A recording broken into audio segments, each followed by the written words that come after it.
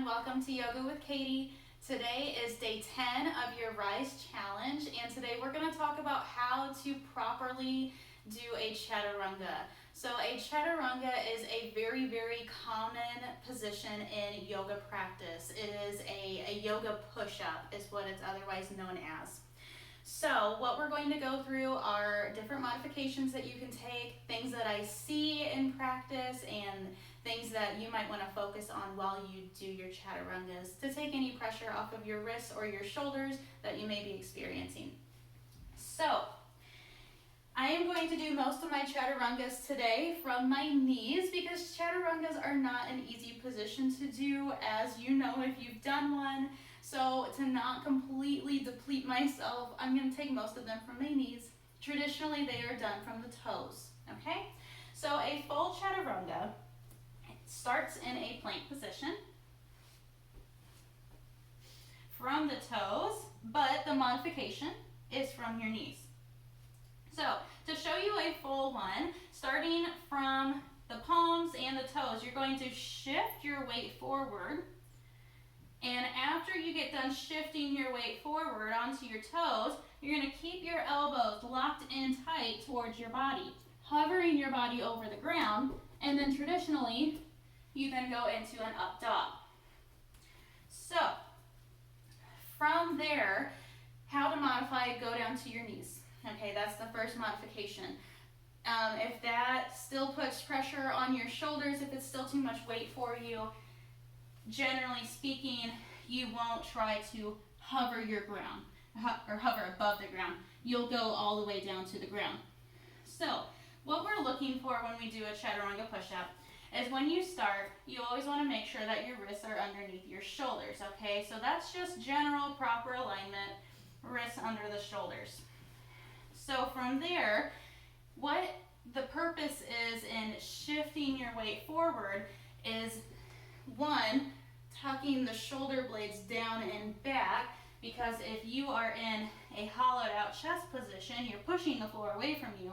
Well, that's not really a safe position to go into your Chaturanga with, because when you are pushing the floor away from you, like very common what we do in a plank, as you go down, your shoulders are going to stay forward and we're going to get this arch in our backs, okay?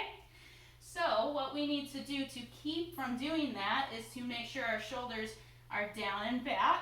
So keeping our proper alignment that we talked about in our down dogs. And then shifting the weight forward further helps bring our elbows back, our shoulders back, so then we can lower down safely. So we don't want to end out like this. We want our shoulders tucked down and back, opening up the chest towards the floor. So moving on from there, we want to make sure that our hands end right underneath our pecs, okay? So we don't want our hands to end in front of our shoulders. We want them to end down here, right next to our rib cage, right underneath our pecs. A good rule of thumb is to make sure that your thumbs are under your pecs. That's just kind of where we place everything, where we place our hands. So from here, if I'm at the bottom, quite literally the bottom of my Chaturanga, laying down on the floor, I want to make sure that my elbows aren't flailing out to the sides, okay? So what we would see in a regular push-up from the floor, we would want our body to come to an arrow position, okay? So we wouldn't be out at a T. We would bring our elbows in for a regular push-up. Now a yoga push-up is even tighter towards the body, keeping those elbows in really, really tight, keeping it all in the triceps, all in the lats behind us and our shoulders.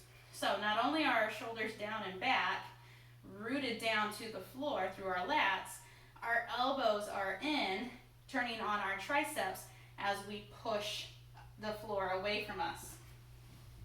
So the whole motion of a Chaturanga, a lot of it comes from your back and pushing the floor away from you, and then recruiting your chest muscles to help. So lowering down, we're keeping our shoulders back, elbows in tight. We're keeping those back muscles turned on.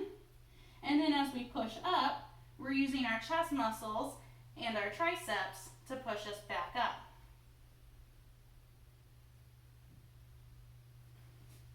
Now, something else that you might not think of when you do a chaturanga is that a lot of it comes from your torso.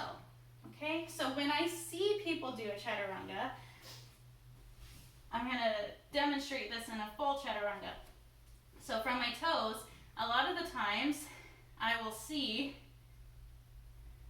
this.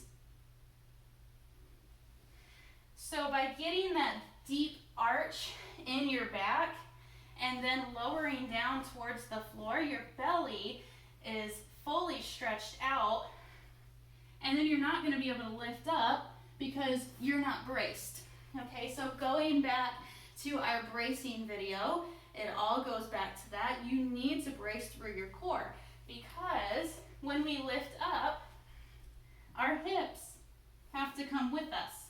And our hips won't come with us unless our bellies are drawn in.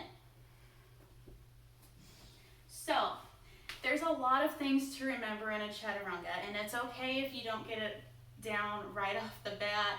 They do take a lot of practice, especially full chaturangas. So don't feel bad if you need to practice them. I still need to practice them. They are a very, very tough position, especially if you have any pre-existing shoulder conditions. It's going to be harder for you, and that's just the way that it is. Take it to your knees if you need to modify around. That is how we do chaturanga push-ups.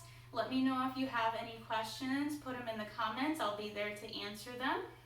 That is day 10 of our 30-day Rise Challenge. Please practice your chaturangas. You will continue to see them throughout our practice going forward in August.